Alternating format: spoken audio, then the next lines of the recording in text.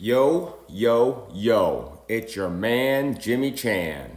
All right, so today we're talking about other types of equations. So let's talk about what types we have. So, first type we have that we're going to talk about are radical equations. The second type, The second type of equations, we're going to talk about equations with rational exponents. And then the third type that we're going to talk about are going to be rational equations. All right, so let's go back to the radical equations. So with radical equations,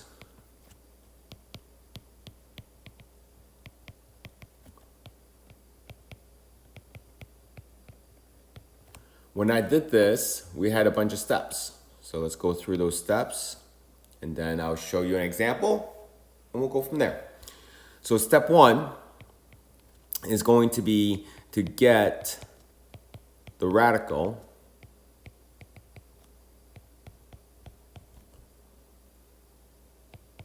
by itself.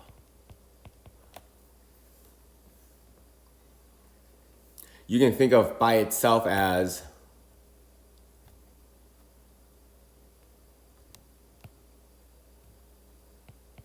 on one side. So you can think of basically getting that radical by itself on one side, okay? All right, step two. Step two is raising both sides.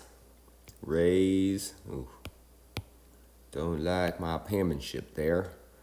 Raise both sides to the index. Okay? Remember, the index is that number in that wedge of that radical, right? It could, if there's no number, that means we know it's a square root. If it's a 3, then we know the index is a 3, which is a cube root. And if then the wedge is a 4, then there's a fourth root, right? So we gotta pay attention to that. Step 3, after we raise both sides to the index, what we're gonna do is solve. And last but not least, because these are radicals, we need to check our solution or solutions. Okay. All right. So let's get an example here. So example. So let's say we start with this. So we got the cube root of x minus 7 minus 3 is equal to 0. So step one was to get the radical by itself on one side. So I'm going to add 3 to both sides here, right? And then I can, and now I have a cube root of x minus 7 is equal to 3. I'm going to raise both sides to the third power because the index is a 3, okay? So that's what you guys got to remember. So when I raise both sides to the third power, cube root and cubed are opposite operations, just like a square root and a squared. So on this side, I'm going to just have an x minus 7. Well, that's equal to 3 cubed. 3 cubed means 3 times 3 times 3, which is 27. So then I have x is equal to 34. So that would be my answer. And that would be my answer. All right.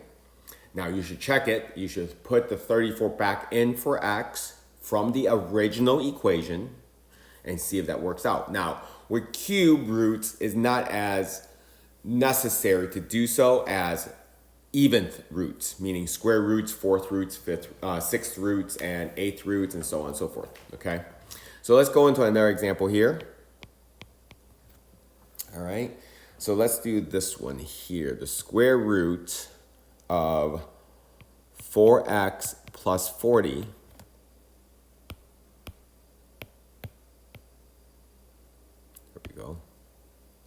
minus x is equal to 7. Step 1, get the radical by itself. So I got to bring the x to the other side by adding x. So that means I'm going to have the square root of 4x plus 40 is equal to x plus 7.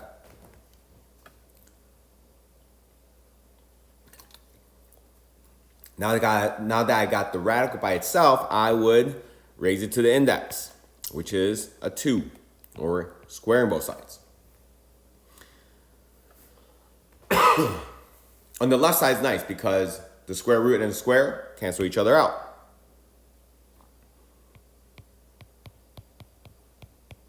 The right side, this part right here, means that I am supposed to write that binomial twice and FOIL. So in other words, this right here I have to FOIL. So I'm going to get equals.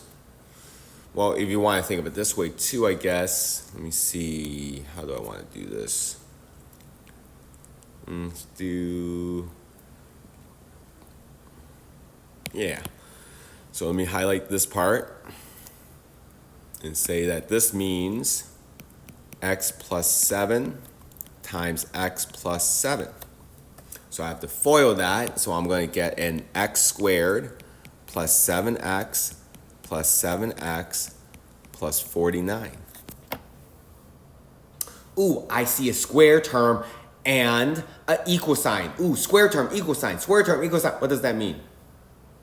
Oh, it means it's a quadratic equation. Wow. So that means we want to get everything on one side, preferably where the x squared is going to be positive. Well, the x squared is positive on the right side. There's no x squared on the left side.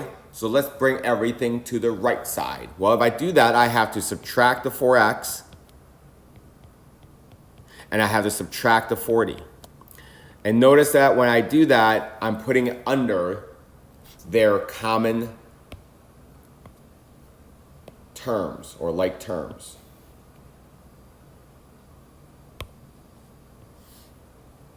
So that means what I will have is 0 is equal to x squared plus 10x plus 9.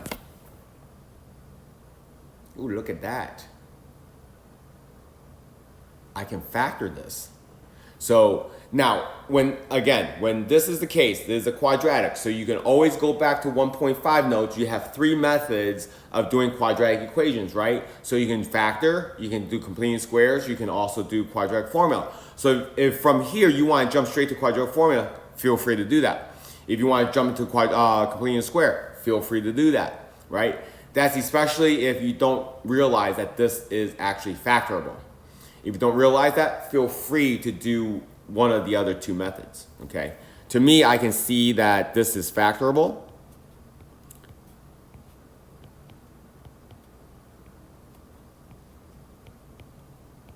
There we go.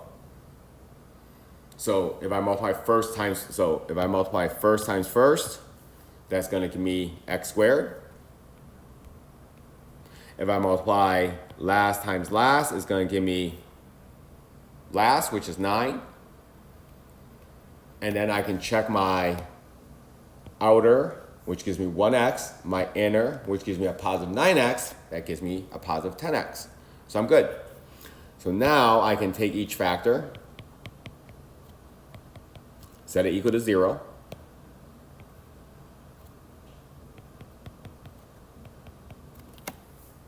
So I have x equals -9 and x equals -1. So before I even consider those two to be answers, I need to check this. I need to check this.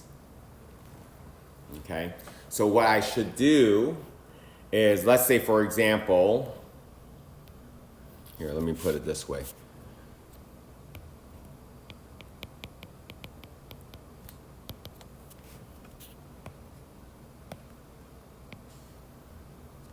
Actually, let's leave it as a black box. There we go. So to check, I would take the original.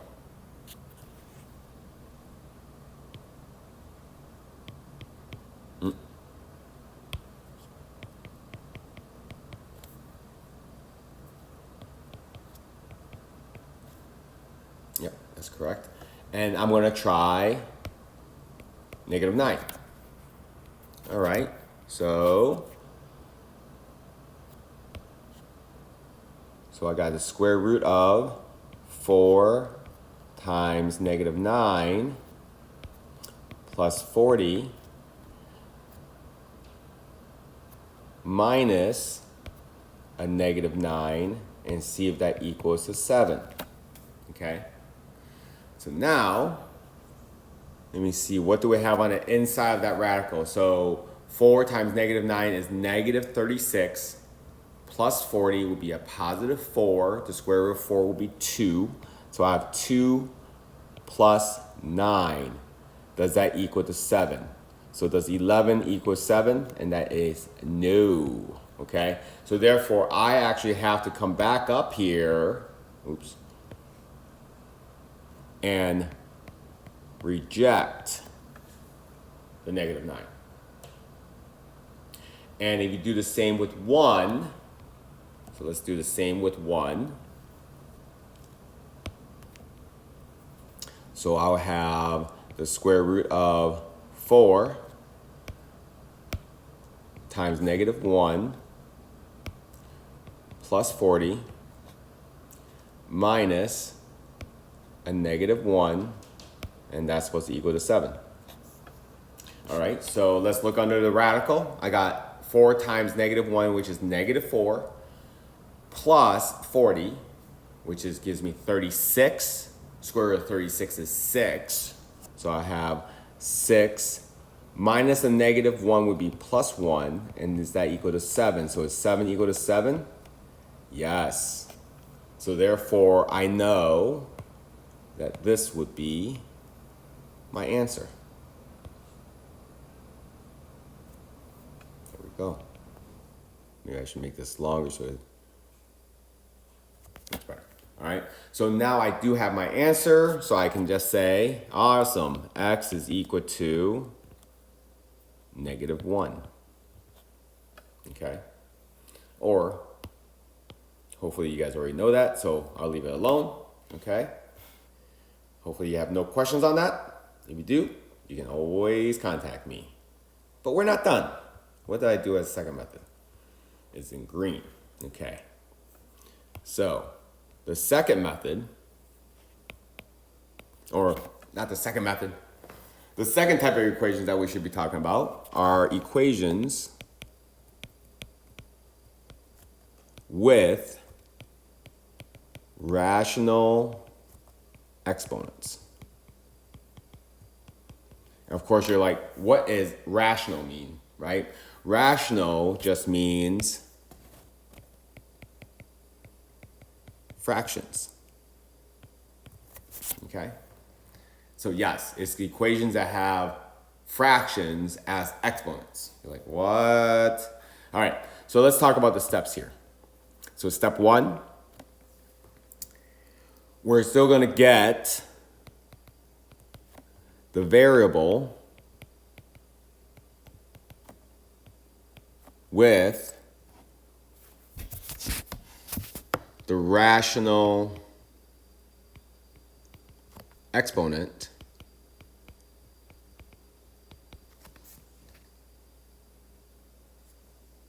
on one side. Then we are going to raise, oops, not rise. Let's raise, wow,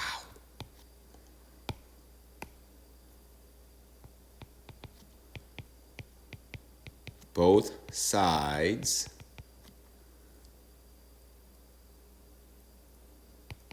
to the reciprocal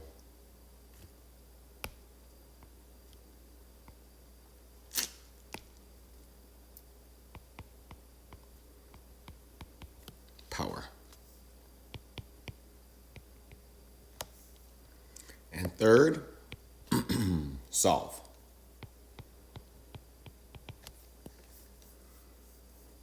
That sounds familiar, doesn't it?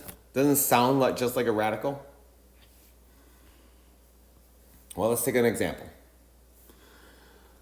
So let's say I have x minus 1 raised to the 2/3 power, and that's equal to 4. So the nice part is that the variable raised to the rational exponent is already by itself. So we're going to leave it there. So now we're going to have to raise both sides. I should probably rewrite this. Let me rewrite this.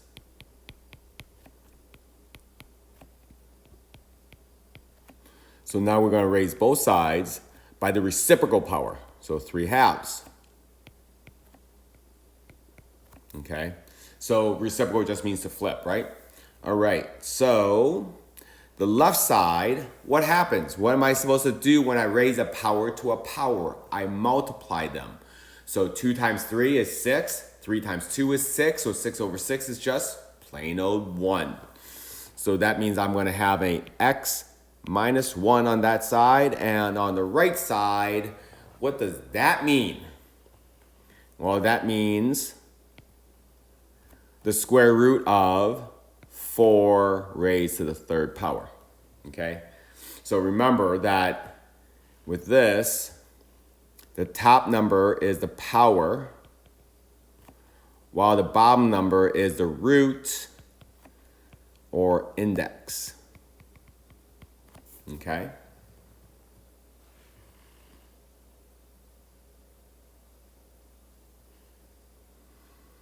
Ooh, however, if you notice that the root is a square root, so that means it's not just the square root of that side, but also I would need the plus and minus.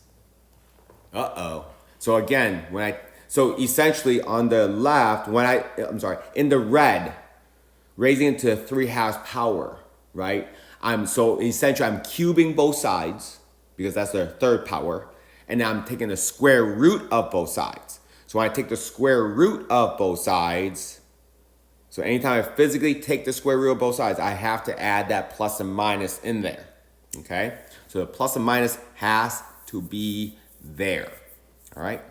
Okay, so what next? So I got x minus 1 is equal to plus or minus the square root of 4 cubed is 64. Ooh. So x minus 1 is equal to plus or minus 8. Bring the 1 over. So I got x is equal to 1 plus or minus 8. That means I have 2 answers.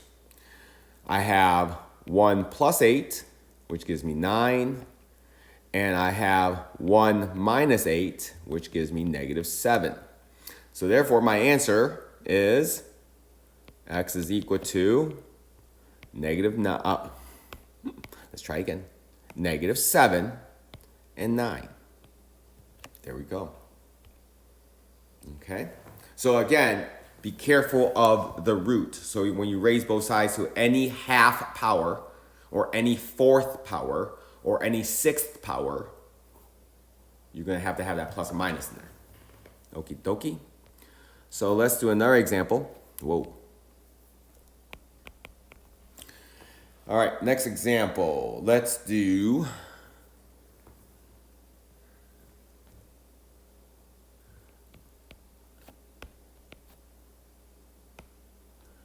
x to the 2/9 minus 5 is equal to 0.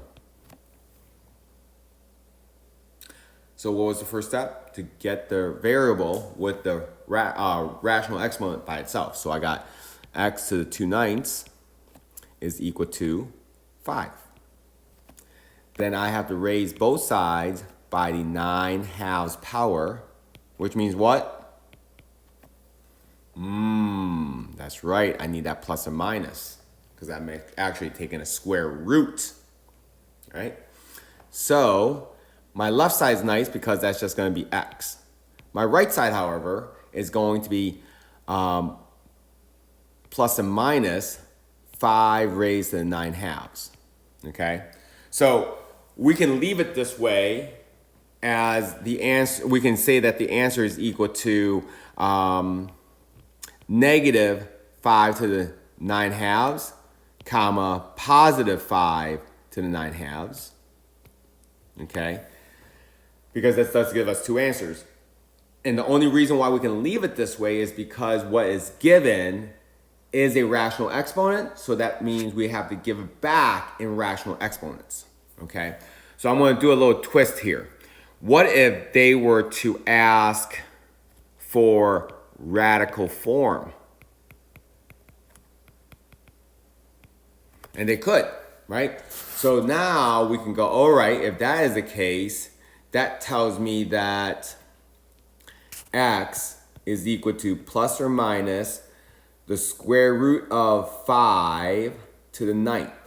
Because that's their actual translation, right? The top is the power, the bottom is the root or the index, right? So we're doing the square root of 5 to the 9th. And one of the things I taught was because the index is a 2, we're looking for pairs. So essentially this is x equals plus or minus the square root of a lot of 5s. 2, 3, 4, 5, 6, 7, 8, 9. Okay? So we're looking for pairs. So there's a pair right there. There's a pair right there. There's a pair right there. And there's a pair right there. Okay? So the only one that stands alone that doesn't have anything is going to be this guy here. Right? So that stays inside the house. Everybody else gets to go out to play. So in this case, so x is going to equal to plus or minus 5 times 5 times 5 times 5 square root of 5. Okay, so if I was to do this, I would show that green, the yellow, and the blue. Okay? So what's 5 times 5 times 5 times 5?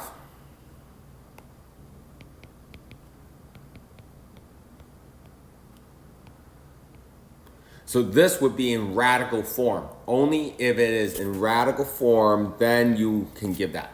If not, this would be the appropriate answer, and the right answer, if it doesn't ask for any form, that would be your exact answer. Okay? All right. What else we got? So we got the third equation, which is in blue. All right, the third type of equation that we need to know are rational equations.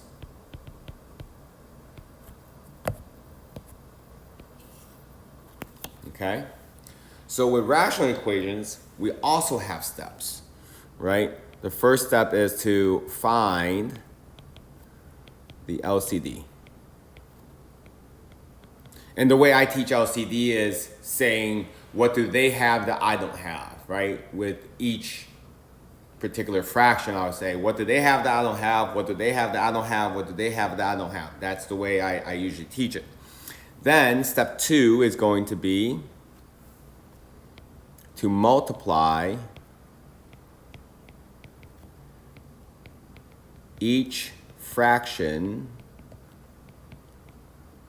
meaning top and bottom, by the missing piece.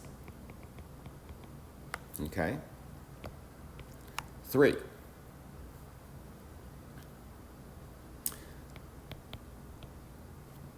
I shouldn't put cents, because that would be assuming that you did it right. If the bottoms, and that means I'm talking about denominator, right? Are all the same,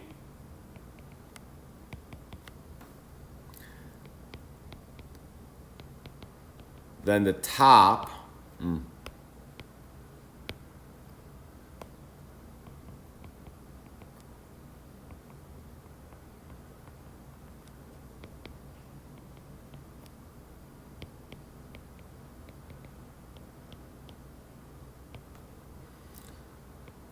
is your equation. Okay? 4, solve. 5, check your solution or solutions. Okay? Yes, that's 5 steps. Now, let's go ahead and go through it with an example. So let's say, for example, I got 2x plus 4 over 2 minus 3x over x minus 4 is equal to x. So first things first. Number 1, I always like to put parentheses around the binomials. And since these are all fractions, I'm going to put this over 1. All right? So these are the fractions at its lowest terms. All right? So again, I'm going to be over here with this fraction and saying, and we're just looking at the denominator with LCD, because LCD stands for least common denominator. So we only care about the denominator. So this denominator here is a 2, this one here is a x minus 4, and this one here is a 1, okay? So I would stand here on the first one and say, what do they have that I don't have, right? So I'm actually missing an x minus 4, right? So then I take this lovely subject here and come over here. So now I'm that person, and I'm saying, what do they have that I don't have? So what am I missing? I'm missing a 2. And then I would take this person and come over here and saying, what do they have that I don't have? Well, I'm missing a 2 and an x minus 4. Okay? So those are my missing pieces. My LCD is a combination of this and this, this and this, this and this. So if you notice, each one has a 2 and an x minus 4, a 2 and an x minus 4, a 2 and an x minus 4, okay? So let me erase this dude here, take this, bring it up. So this right here is going to be called my missing piece or pieces in red, okay? So now what I want to do is I want to multiply each fraction, top and bottom, by the missing piece.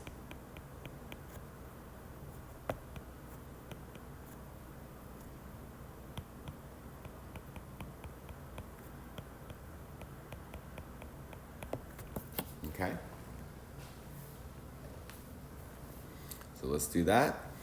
So over here I have a 2x plus 4 times x minus 4 over 2 times x minus 4.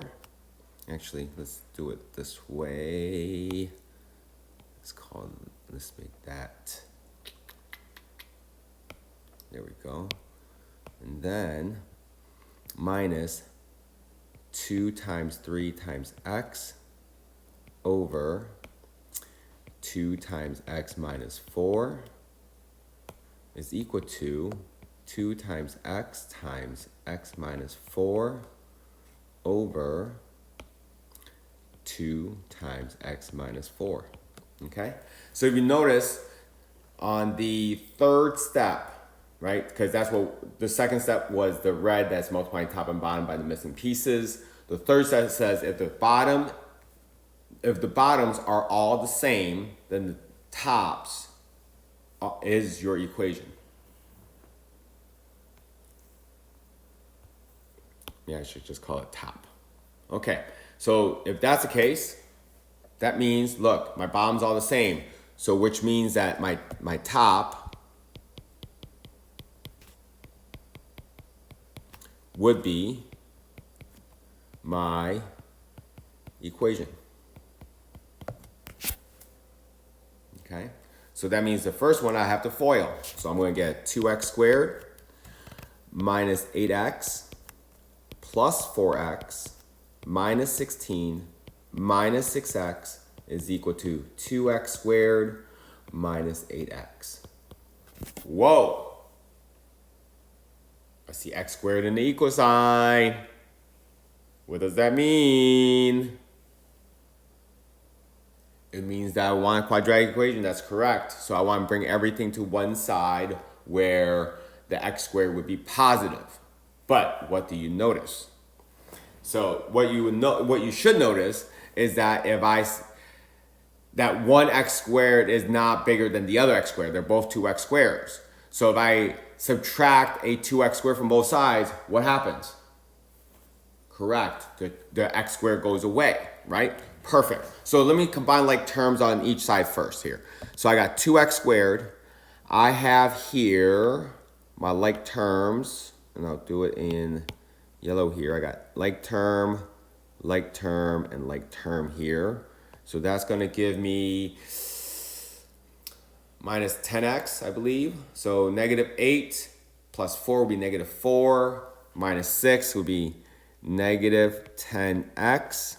Minus 16 is equal to 2x squared minus 8x. So if I subtract the 2x squared, they go away.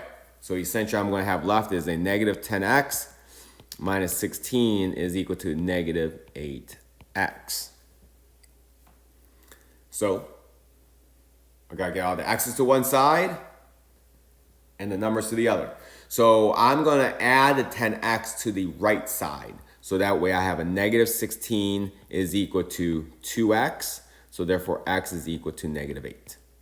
Okay. To check it. And most likely to check this, what you're actually checking for is the restriction. Meaning, can the negative 8 make the denominator become 0? Because if it does, then that fraction will be undefined. Which in this case, if the answer was 4, then I would have to reject it. But it's not. It's negative 8. So therefore, we can have this answer. So therefore, that is my answer. Boom. All right. Oh, you want another example? Sure, we can do another example. Of course we can. Let's try this one. 4x over x minus 2. Remember, binomial, put parentheses around it. Minus 8 over x plus 2 is equal to 32 over x squared minus 4. You can put parentheses around that. So what we want to do is, first of all, let's break these down. So in this case, let's factor the x squared minus 4. So I'm going to have a 4x over x minus 2.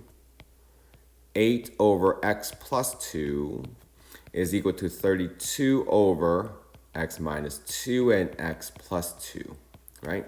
So again, I'm this person here going, what do they have that I don't have? And what I'm missing is really the x plus 2. Then I'm going to take this, move over here, going, okay, what do they have that I don't have? And what you're missing here is x minus 2.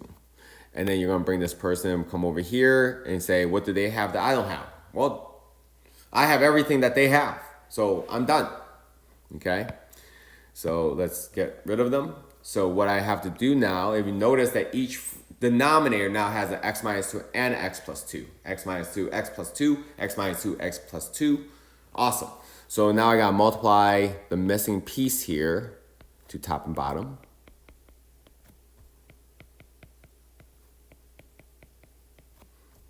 And that one multiplied by nothing. So what do I have here? I have 4x times x plus 2 over